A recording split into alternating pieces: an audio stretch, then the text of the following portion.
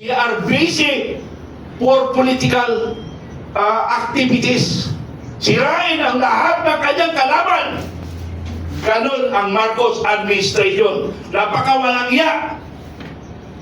Ang administrasyon na ito. Mula ako pinanganak 1960. Ang edad ko ngayon ay 65 years old. Ito lang administration ng walang iya. Bakit ko nasabi yun? Tagal ko nagsubaybay eh. Yung ama niya, sinuportahan ko yan noong election 2022. 6 million more or less ang naitulong kong boto sa kanila. According to my grand commanders, sir, more or less 6 million kami na tumulong at kami ay nangangampanya magkasama kami ni General Simoy. Pero binalang iya kami.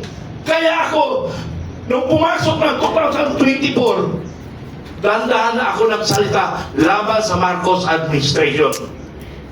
Laban sa Marcos administration. Kaya, mga kababayan ko, in regards to yung napipitong giyera,